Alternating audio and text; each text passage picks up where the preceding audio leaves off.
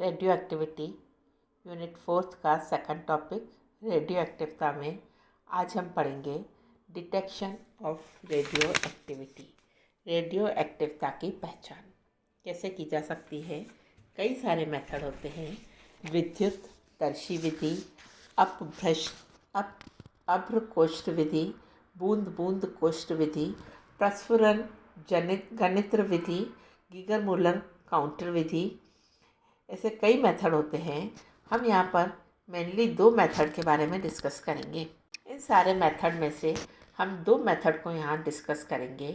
पहला Geiger Müller counter method, Geiger Müller घनित्र विधि, और दूसरा विल्सन क्लाउड चैम्बर, विल्सन का अभ्रकोष्ठ के बारे में पढ़ेंगे।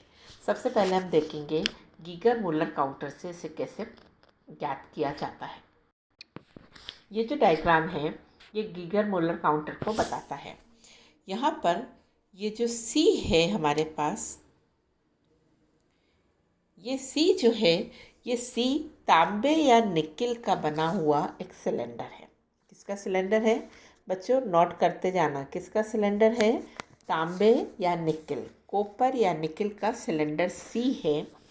इसके जो सामने वाली दीवार है, ये वाला जो पोर्शन है, यहाँ पर इस पर माइका की एक खिड़की बनी होती है, अभ्रक की एक विंडो बनी होती है। रेडिएशन कॉपर या निकिल को क्रॉस करके नहीं जाता है।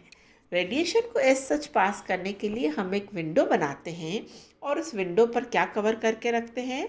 उस विंडो पर हम इधर माइका की एक लेयर चढ़ा करके रखते हैं।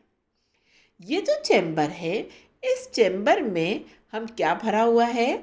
आर्गन गैस भरी हुई है। क्या भरी हुई है इस चैम्बर में? आर्गन गैस या अल्कोहल की वाष्प भरी हुई है।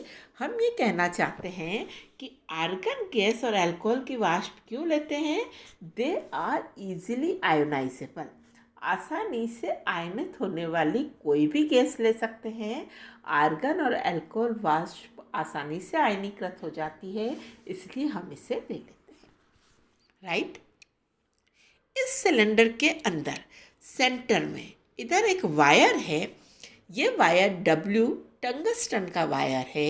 इस टंगस्टन के वायर को हमने किससे जोड़ा है? यहाँ पर बैटरी के प्लस से जोड़ा है। बैटरी के प्लस से जोड़ा है तो ये किसका काम करेगा? कौन आएगा इधर? तो ये एनोड का काम करता है। ठीक है, बैटरी के प्लस से जोड़ा है तो टंगस्टन का वायर एनोड का काम करता है, और तांबे या निकिल का जो ये हमारे पास सिलेंडर है उसको हमने बैटरी के नेगेटिव से जोड़ा है, तो वो किसका काम करेगा? वो हमारे लिए कैथोड का काम करेगा। ठीक है, तो हमने यहाँ पर एक को कैथोड बना दिया, एक को एनोड बना दिया। टंगस्टन का वायर बैटरी के पॉजिटिव से जुड़ा है, वो एनोड का काम करेगा। तांबे का सिलेंडर बैटरी के नेगेटिव से जुड़ा है, वो कैथोड का काम करेगा। ठीक है, इसके बाद हमने यहाँ पर एक नियॉन ट्यूब लगाई है। इस नियॉन ट्यूब को हम क्या बोलते हैं? हम कह रहे हैं कि हमारा रजिस्टर है। क्या कह रहे हैं हम? रजिस्टर है। ये रजिस्टर का मतलब क्या होता है? 1 2 3 4 5 6 7 नंबर लिखा हुआ है। बच्चे जैसे पीएच पेपर होता है उसमें भी 1 2 3 4 नंबर लिखा होता है। कम लाइट चली है तो 1, ज़्यादा कलर है तो 2, और ज़्यादा है तो 3, और ज़्यादा है तो 4। 1 is the minimum and 7 is the maximum. ठीक है, तो हम इसको इस तरीके से इसको रिलेट करेंगे कि कितना हुआ। ये तो हमारा एक्सपेरिमेंट कैसा है, ये हमारा उसका एक्सपेरिमेंटल पूरा लेआउट है कि किस तरीके से इसमें सेटिंग है। अब हम आते हैं होता क्या है। जब हम रेडियो एक्टिविटी मेजर करते हैं तो वो सोर्स जिसका रेडिएशन हमें पता करना होता है, वो हम इस अभ्रक की खिड़की के आगे ला करके रख देते हैं। वो सोर्स हम कहाँ ला के रख देते हैं? वो सोर्स हम अभ्रक की खिड़की के आगे ला के रखते हैं। नेचुरल रेडियो एक्टिविटी है, उसमें से रेडिएशन अपने आप निकलते हैं। अभ्रक की खिड़की को माइका की उसके विंडो से जब जाती है तो उससे उसकी रेडिएशन की पावर पर कोई चेंज नहीं होता है कि कुछ एब्जॉर्ब हो गया, ऐसा नहीं होता है।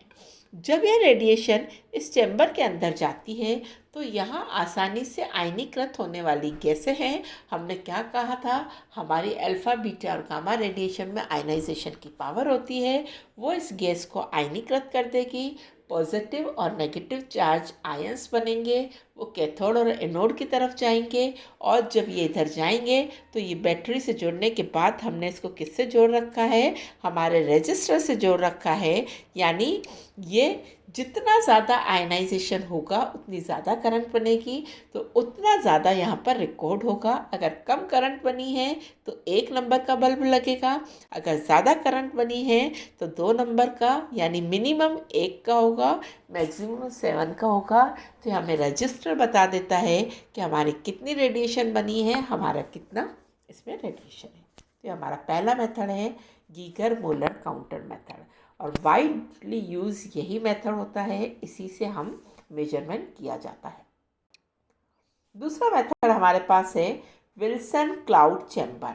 इसमें हम रेडियो एक्टिव पार्टिकल के पाथ को कैमरा से देखते हैं और स्कैन करते हैं। उसका पाथ कैसा है, इससे हमें उसके नंबर और नेचर के बारे में पता लगता है। क्या होता है ये हम एक्सपेरिमेंटल मेथड में देखते हैं। ये है हमारे पास विल्सन अभ्र कोष्ठ। इसमें एक जैकेट है जो पूरा ऊष्मारोधी से बना हुआ है, एडियाबैटिक।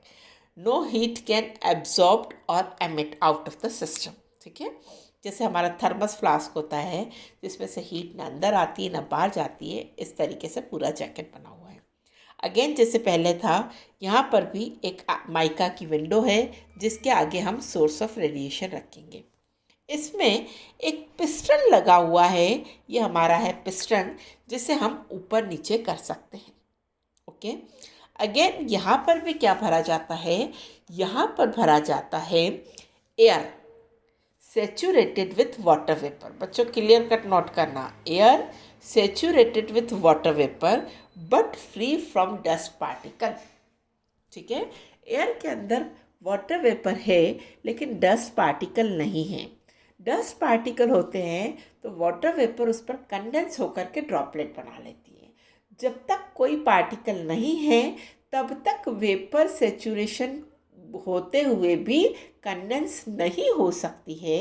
वेपर को कंडेंस होने के लिए एक न्यूक्लियाई चाहिए, एक पार्टिकल चाहिए जिसके आसपास कंडेंस होकर के वो ड्रॉपलेट बनाती है। तो यहाँ हमने क्या भरा है, आई रिपीट अगेन, इस पिस्टन के अंदर हम क्या भरेंगे, हम भरेंगे एयर, ड्राई एयर,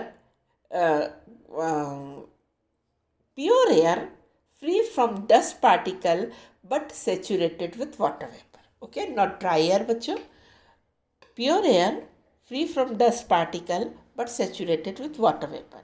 इसकी जगह हम यहाँ पर इथेनॉल और प्रोपेनॉल की वाष्प भी भर सकते हैं। जैसा हमने पहले कहा था कि आसानी से आयनीकृत होती है, इसलिए हम उसको कर सकते हैं। उत्सर्जित विकिरण यहाँ से आएंगे, जब इसके अंदर आयनीकरण करेंगे तो वो जिस पथ पर चलेंगे उसे हमने यहाँ ऊपर एक कैमरा लगा रखा है। इस कैमरे से हम उसको पढ़ सकते हैं, हम उसको देख सकते हैं कि कितने पार्टिकल बने, कैसे चल रहे हैं, ये हम सब उससे देख सकते हैं। तो रेडियो एक्टिव कण की पहचान और उसकी संख्या का पता हम इस कैमरे से देख करके लगा लेते हैं। राइट, पूरा सेटिंग हो गई।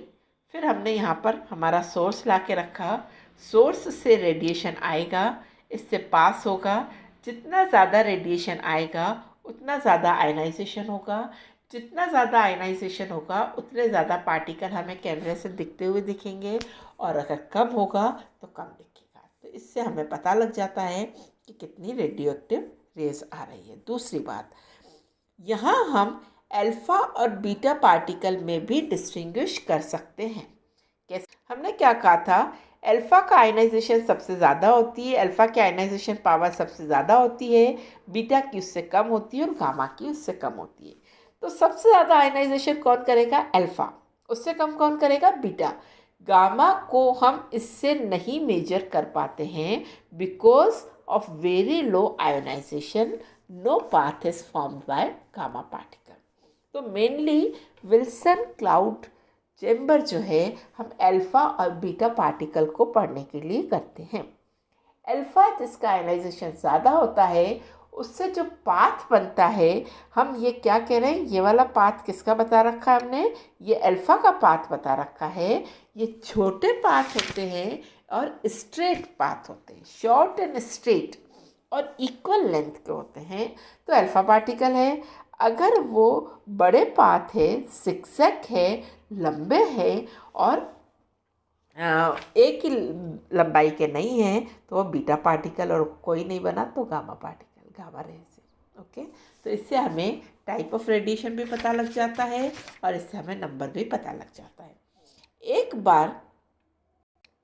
एक बार जब पूरी एक्सरसाइज हो जाती है तब हम इस पिस्टन को नीचे गिरा देते हैं, और नीचे गिरा देते हैं तो उसके अंदर जितने भी alpha beta particle adiabatic expansion, ठीक है, एडियाबैटिक एक्सपांशन होता है, तो पूरा का पूरा उसके अंदर जितने भी पार्टिकल्स होते हैं उससे क्लीन हो जाता है and chamber is again ready for the next experiment. तो हमने आज के लेक्चर में रेडियो एक्टिवता की पहचान पढ़ी। अलग अलग मेथड है, हमारे को 2 इम्पोर्टेंट मेथड याद है, गीगर मुलर काउंटर मेथड और Wilson cloud chamber. Thank you.